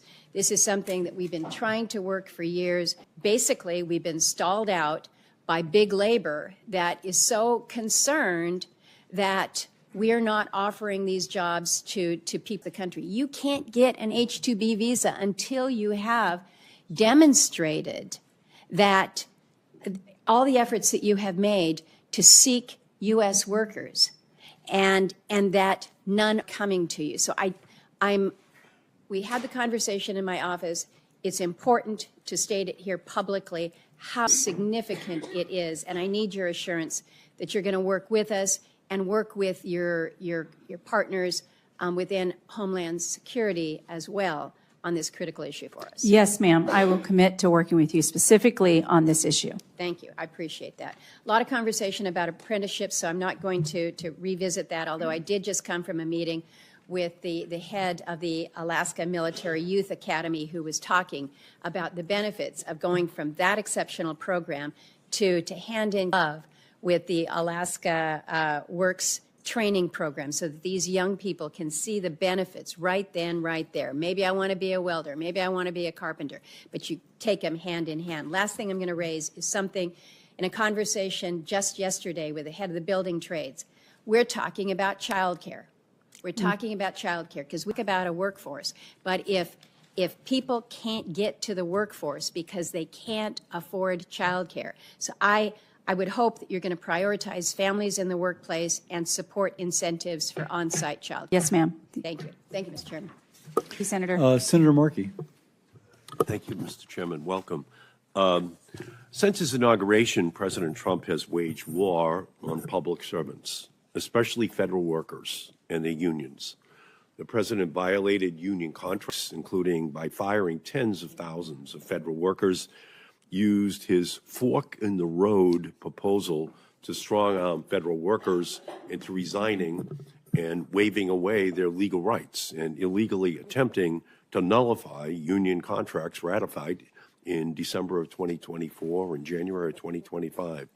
As Secretary of Labor, will you abide by the terms of collective bargaining agreements between the Department of Labor and federal agency staff unions? Thank you, Senator. It was nice to visit with you. I know it's been a few weeks since we had that meeting, so I appreciate you being here today. Certainly, the Department of Labor is outside of the NLRB, where collective bargaining is committed and happening, independent of the Department of Labor. So I will, work with your office in determining exactly what it is that you're specifically asking, but outside of the Department of Labor is to protect the American worker. And then, of course, as we overlap, because the Department of Labor expands a little bit more than collective bargaining and unfair labor practices under the NLRB. But will you advise President Trump and Elon Musk that they must reverse all decisions that violated the contracts that were negotiated between the unions and their agency employer? Well, certainly my role, if confirmed, is to advise the president on a full picture, and I will be candid on what that full picture looks like and then work with the White House. And if it aligns with the president's America First agenda, I will be that advisor to him, yes. Right. Well, I mean, obviously, collective bargaining is not part of his agenda, and that's where the Department of Labor historically has intervened to make sure that those protections are put in place. In 2023, during a House Committee on Education and Workforce markup, you said you can't have a strong union without the presence of the NLRB. On January 27th, President Trump illegally fired NLRB board member Gwen Wilcox in direct violation of the National Labor Relations Act.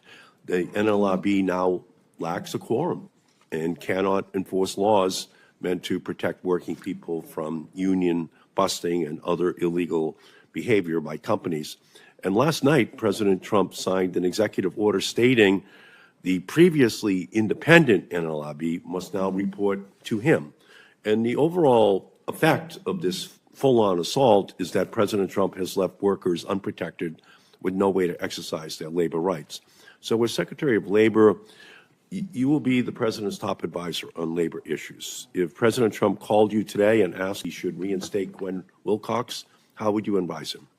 Well, that's a hypothetical, as you know, and I have not been confirmed. But I respect the president's executive authority to run the executive office as he sees fit. He is the one who was elected president by the American people, and he's honoring the promise he made to the American people. If confirmed, I will work on behalf of the president, but I will present him a clear and candid picture with the facts, and we will consult then together.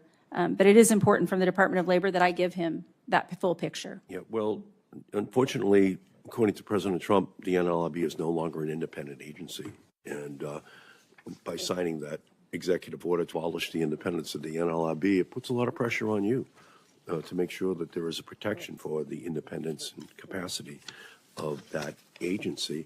And I appreciate your record of engaging with unions, but workers are under threat at their workplace and in their homes. Greedy corporate executives chip away at their rights, lay them off, got their retirement, all while driving up prices.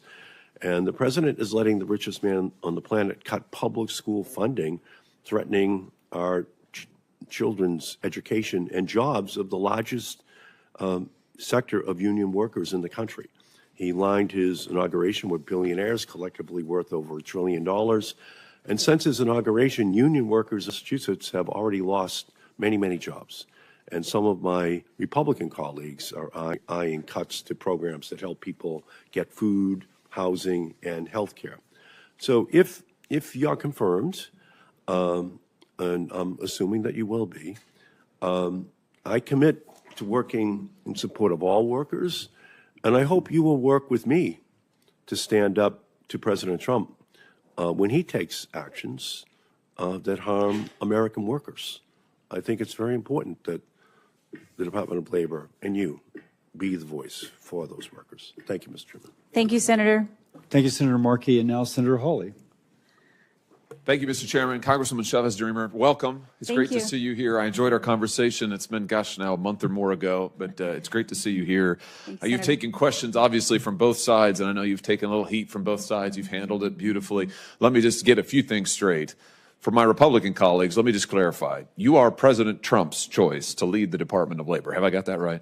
Yes, you have. And you support the president's policies and will implement his agenda. Have I got that right? Yes. And to my Democrat colleagues, you very proudly sponsored many pieces of pro-labor legislation in your time in the United States House of Representatives. You have a long record of working with labor, of working with business to try to advance a pro-worker agenda. Is that fair to say? Yes. Which is probably why the president chose you for this role, if I'm speculating. Is that fair?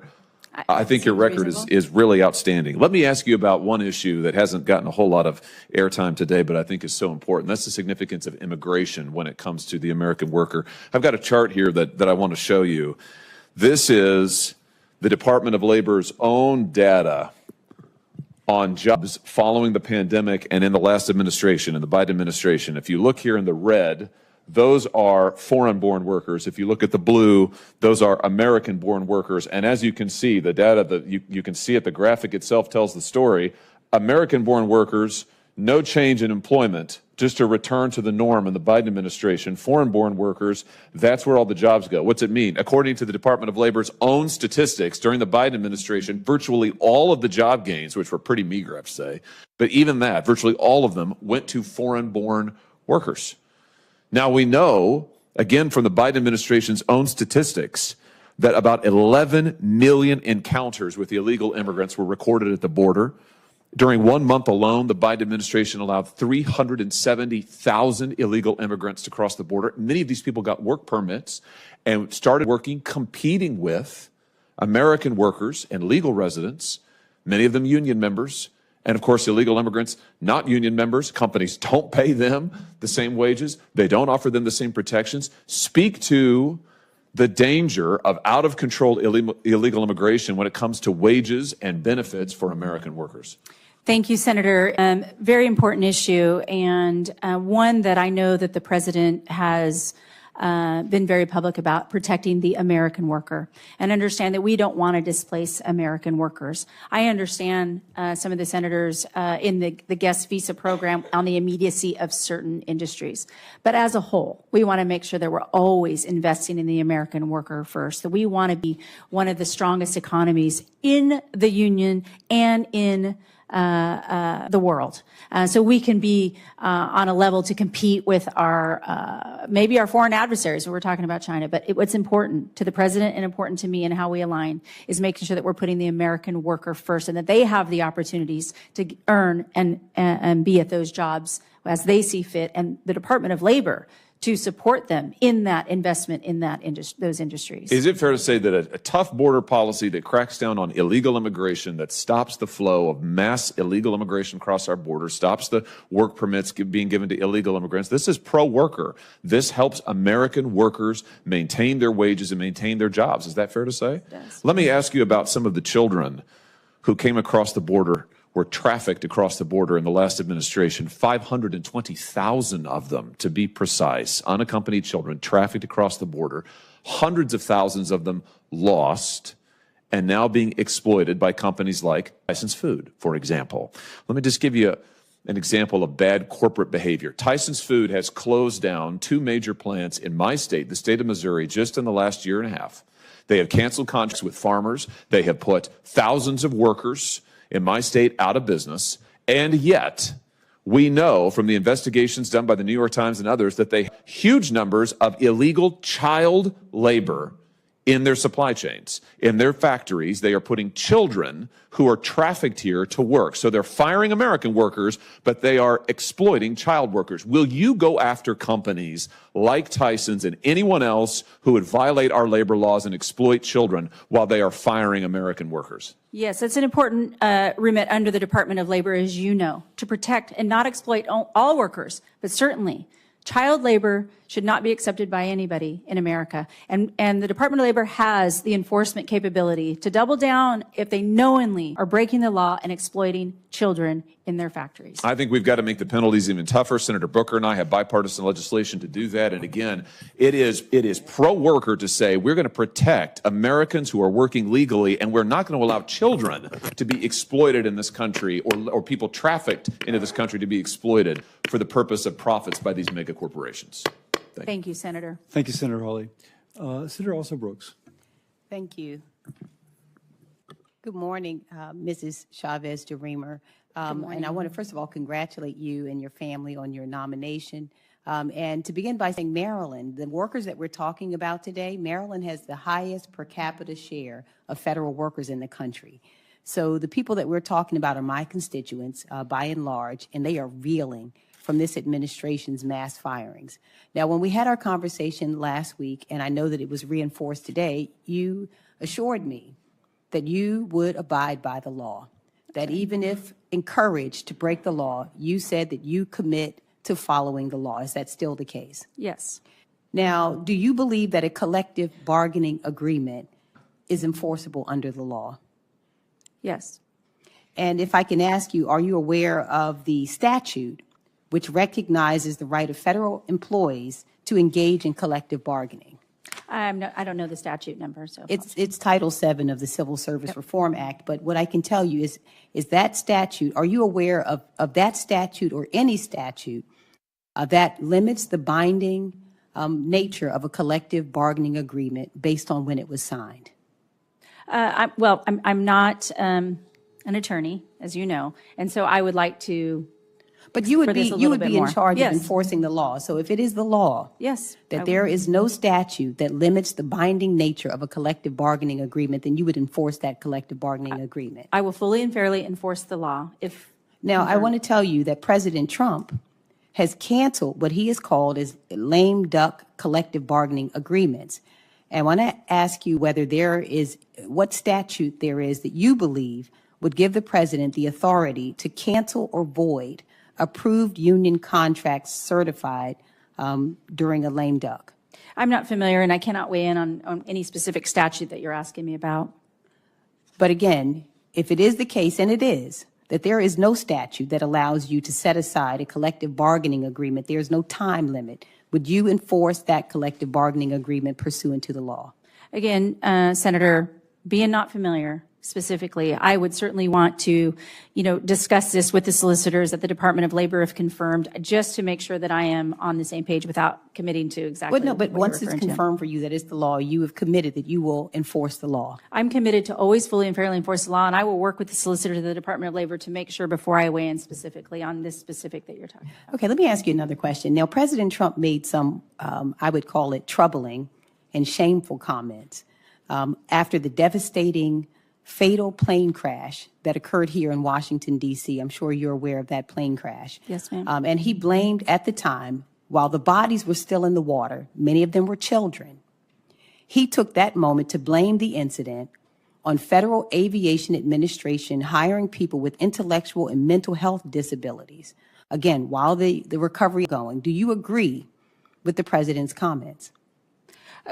Senator, I cannot comment on what the president says or does not say. I support the president in this agenda that he is moving forward with. No. So the question is not his agenda. Do you agree understand that with the comment that hiring people with intellectual and mental health disabilities was the reason, agree with the comment that was the cause?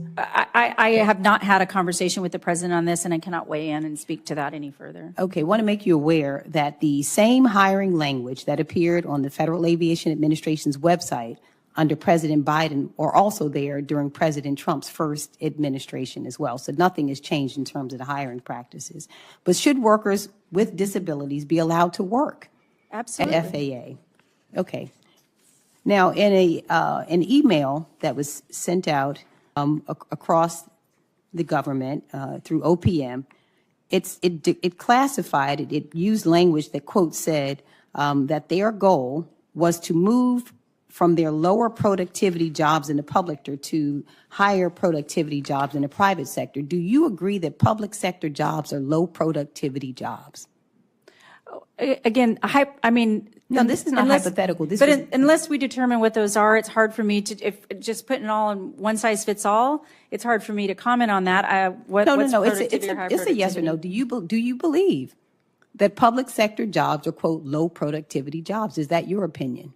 On its face, no. No. Okay. Thank you so much. Yeah, thank you. I yield.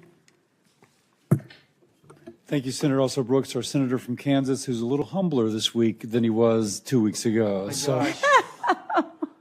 Chairman, I hadn't even thought about that issue for about 3 minutes. But I am serving lunch today to the junior senator from Pennsylvania.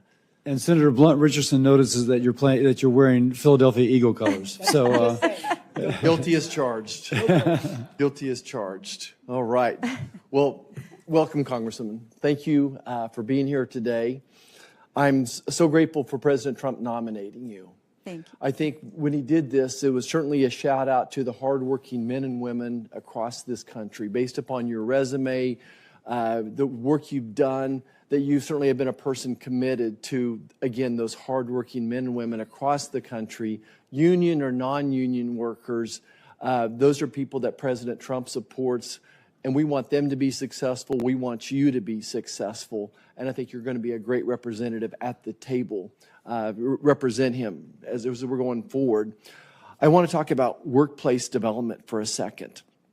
Though unemployment is relatively low, supposedly, our participation rate isn't as good. And I think there's an opportunity there to get people back in the workforce. And if they don't have the skills, education to do that, then let's help them out. I see there's so many great opportunities, our community colleges, our technical colleges, the unions, apprenticeships, all those pieces are out there. What can we do? What can you do to help support them and help them be successful? Thank you, Senator Marshall, and I'm sorry that the chairman is being so mean to you in the first few minutes of you being here. But again, it was great meeting with you because we had that conversation about workforce development and workforce investment in our communities and how it can differ oftentimes in a metro area versus a rural area and all of the above. And how you mentioned to me your family in the local community colleges. I took Clackamas Community College right outside in Clackamas County, right from Happy Valley, and how important that was for the community as a whole. And from the Department of Labor, I couldn't, again, be more prideful that I had served on education and workforce on the WIOA reauthorization. And while it didn't make it through, I hope Congress, if the president sees that this is important, that Congress will take this back up for the reinvestment into our young people so that they can be skilled and reskilled in our respective states. I can't wait to come out and visit. And I think I've mentioned to this a couple senators, coming out to all 50 states would be amazing to really learn how the labor laws are affecting your respective states and the investment in the workforce. So I commit to you that I will work hard for the Department of Labor and the agencies within the Department of Labor to make sure that our young people are ready to go in the workforce. And I also know we talked about the average age of a community college is 27 years old. Sometimes people are looking to upskill or get another certificate so they can stay in their communities where they're raising their families, and that's their investment. So I look forward to making this wholeheartedly a pillar of the Department of Labor is workforce investment and development. More flexible Pell Grants would be a step forward. And we worked on that also in workforce and sponsored that bill. We did it for pilots, young pilots, but certainly that was important. What about how can you better work with state agencies? Well, oftentimes the Department of Labor and the federal state partnership is key and sometimes forgotten. I think one of the areas that we can look together is unemployment insurance was talked about over the last several years, and how we can be a better federal partner, give them the tools that they need, the state partners, in order to develop their workforces and make sure that they have people who are in the workforce who want to stay in the workforce and not pick up and leave. And again, invite people back. So many people have left the workforce, even to the search of a job, and we want to make sure that those people are coming in full force. I want to take a moment and talk about the franchise model again. And I heard the chairman's opening remarks or questions kind of touched on this, but I want to go back there. In my mind, what the franchise model has done is helped many people achieve their American dream of owning their own business and being successful too. That's right. And I think it's been a great opportunity, especially for women, for minorities, for veterans as well. And we have to work on this balance. I want the unions to be successful. I want the franchises to be successful as well. How do we achieve that balance? Any thoughts on where's the win-win opportunity when it comes to that issue? Well, a lot of times the reference is to the gig economy and understanding the franchise model as well. And I support that the efforts of, the franchise model as it does allow the flexibility for business owners to determine, do they want to be in business for themselves? Do they want to, work for somebody else? But I think the only change that can be talked about today that will work in all of these is everybody has to have that voice and understanding at the table. One of the reasons the president nominated me, and that it's kind of been mentioned, but it's not always that we're going to agree on both sides, but we're going to be understood, that they will have a voice. That's the difference this time, that I want everybody at that table to have that voice and what is valuable to them and their membership or them and their employees or a business owner when they're struggling. Compliance is important, education of compliance. And then also, that we can protect all American workers. There's a continuum from the first day that we have our first job all the way through retirement. Wherever a worker is or a retiree is on that continuum, they should be respected for the hard work that they've put in. I can tell you, bringing everybody at the table is going to do just that and reinforce the things that we care about in our respective states. Thank you.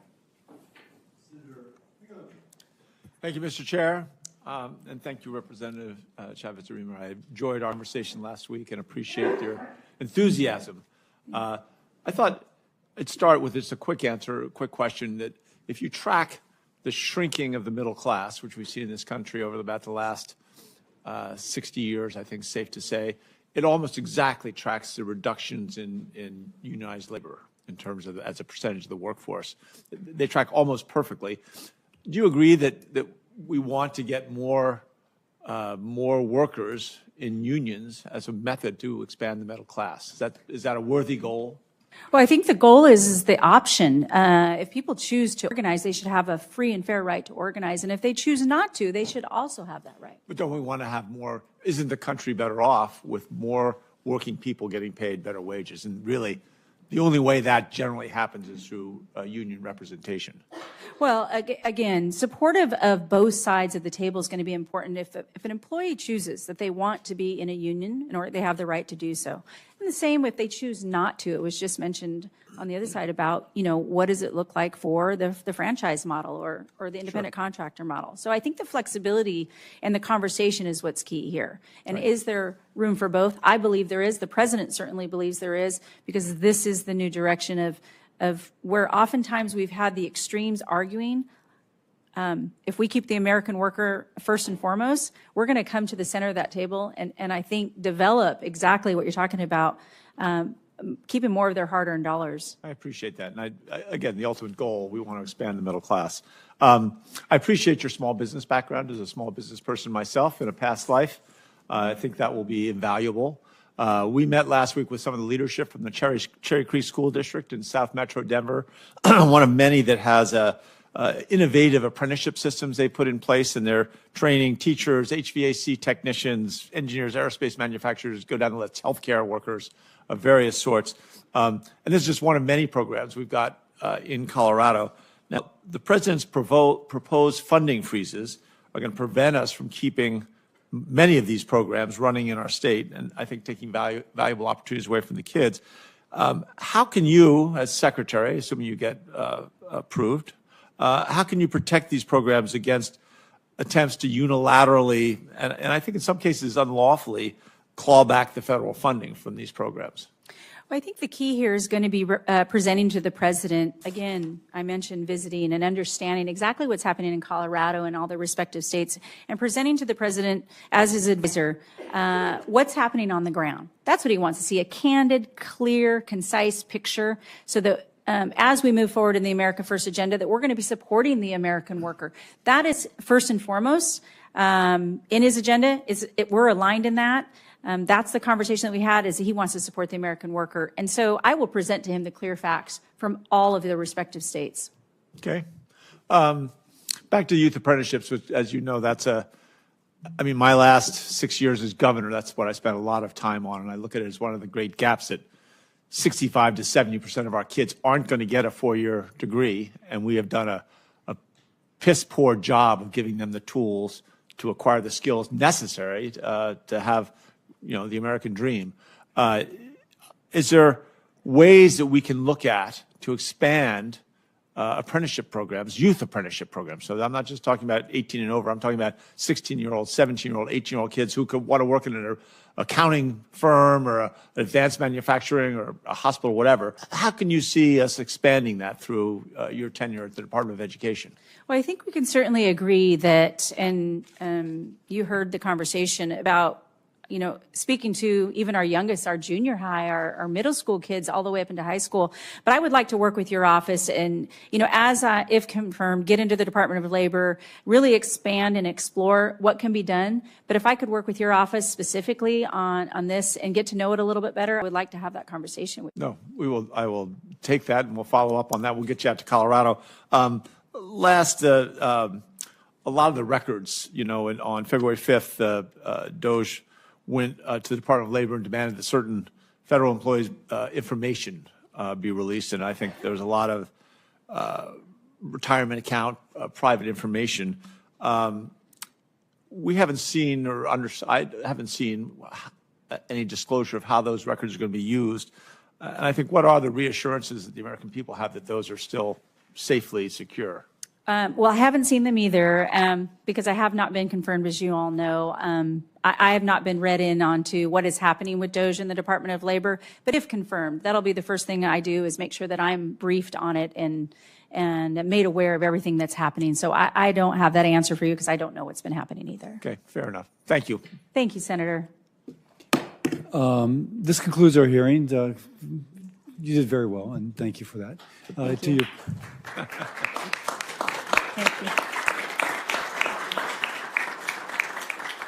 To your parents and husband and children, I know y'all are incredibly Yes, proud. This is my, so let me just my say mom that. and dad, Yeah. my daughter, my parents. For any senator who wishes to ask additional questions for the record will be due tomorrow at 5 p.m. We now conclude the hearing. Thank you. Thank you.